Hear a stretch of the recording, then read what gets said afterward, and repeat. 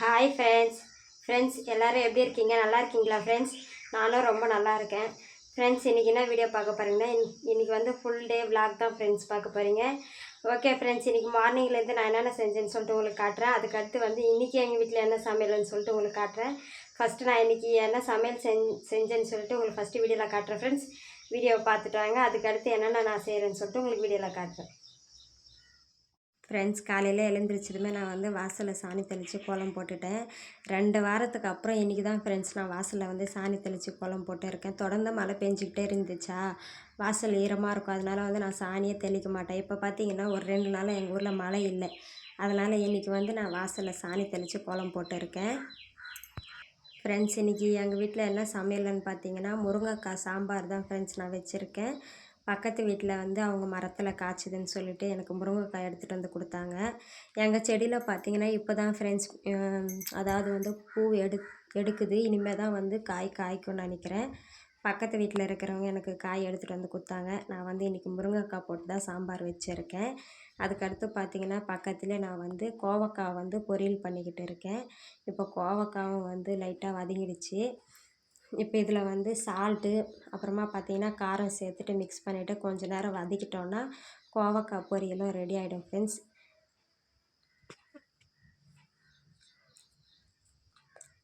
இப்போ வந்து நான் சால்ட்டு மிளகாய்த்தூள் போட்டு நல்லா மிக்ஸ் பண்ணிவிட்டேன். கோவக்காய் பொரியல் வந்து ரெடி ஆகிடுச்சு ஃப்ரெண்ட்ஸ். இன்றைக்கி எங்கள் வீட்டில் சமையல் பார்த்திங்கன்னா முருங்கைக்காய் சாம்பார், அதுக்கடுத்து வந்து கோவக்காய் பொரியல் தான் நான் செஞ்சுருக்கேன்.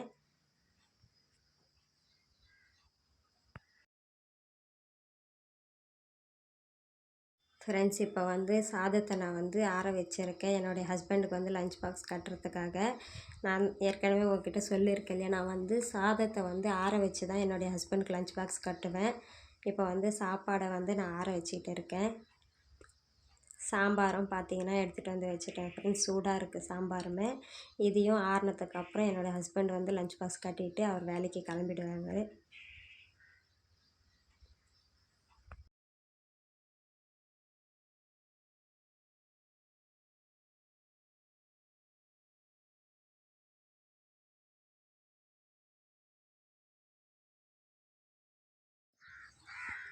ஃப்ரெண்ட்ஸ், என்னுடைய ஹஸ்பண்ட் வேலைக்கு கிளம்பி போனதுக்கப்புறம் குழந்தைங்களுக்கும் வந்து நான் ஸ்கூலுக்கு போகிறதுக்காக ரெடி பண்ணிவிட்டேன். அப்புறம் பார்த்திங்கன்னா அவங்களுக்கும் லஞ்ச் பாக்ஸ் எல்லாமே கட்டி கொடுத்துட்டேன். புருஷோத்து தீபியும் கிளம்பிக்கிட்டு இருக்காங்க, இன்னமும் போகலை. இப்போ வந்து காவியா தான் ஸ்கூலுக்கு கிளம்பிக்கிட்டு இருக்கா. இவன் வந்து மார்னிங் வீட்டில் சாப்பிட மாட்டா.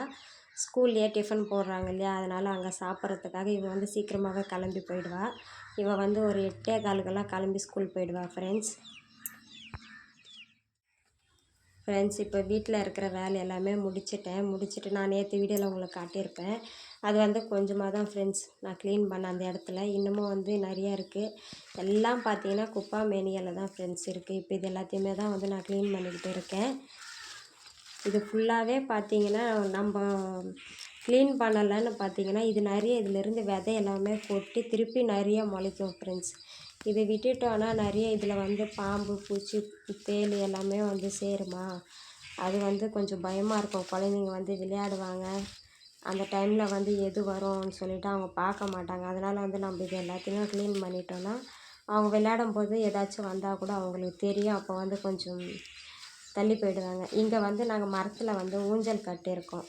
அதாவது வந்து புளிய மரத்தில் வந்து ஊஞ்சல் கட்டியிருக்கோம். ஊஞ்சல் ஆடுவாங்க அவங்க. அப்போ வந்து இந்த செடியெல்லாம் அந்த மரத்துக்கு கீழே தான் இருக்குது. அதனால் வந்து ஊஞ்சல் ஆடும்போது அவங்களுக்கு இதெல்லாம் வந்து தெரியாது. ஏதாச்சும் இருந்தாலும் இது எல்லாத்தையுமே க்ளீன் பண்ணிட்டோன்னா அவங்களும் வந்து ஊஞ்சல் ஆடும்போது அவங்களுக்கு தெரியும். அதனால் வந்து சரி குழந்தைங்க வந்து விளையாடுற இடத்துல இந்த மாதிரி இருக்குதுன்னு சொல்லிட்டு நான் இன்றைக்கி இது எல்லாத்தையுமே வந்து க்ளீன் பண்ணிக்கிட்டு இருக்கேன். நிறைய இப்போ மழை பெஞ்சதுக்கப்புறம் பார்த்திங்கன்னா நிறைய செடி முளைச்சிருக்கு ஃப்ரெண்ட்ஸ். நான் வந்து என்னால் முடிஞ்சால் க்ளீன் பண்ணுவேன். அப்படி இல்லைன்னா என்னுடைய ஹஸ்பண்ட் வீட்டில் இருந்தாருன்னா அவர் வந்து எல்லாத்தையுமே வந்து க்ளீன் பண்ணுவார். நான் கொஞ்சம் வந்து நான் ஃப்ரீயாக இருக்கும்போது நான் இந்த வேலையெல்லாம் செய்வேன். அவருக்கு எப்போ வேலை இல்லையோ அவர் வீட்டில் இருந்தாருன்னா அவரும் வந்து இது எல்லாத்தையுமே வந்து க்ளீன் பண்ணிப்போம். அவரும் செய்வார், நானுமே செய்வேன். நம்ம வீடுக்கிட்ட நம்ம தானே க்ளீன் பண்ணிக்கணும். அதனால் வந்து நாங்கள் எப்போவுமே வந்து இந்த மாதிரி க்ளீனாக தான் ஃப்ரெண்ட்ஸ் வச்சுட்டு இருப்போம். செடிங்கள் எல்லாமே பிடுங்கிட்டு தேவையான செடியை வச்சுப்போம். தேவையில்லாத செடி எல்லாமே வந்து பிடுங்கி போட்டுருவோம். அந்த மாதிரி தான் இன்றைக்கி வந்து நான் இந்த வேலையை வந்து செஞ்சுக்கிட்டு இருக்கேன்.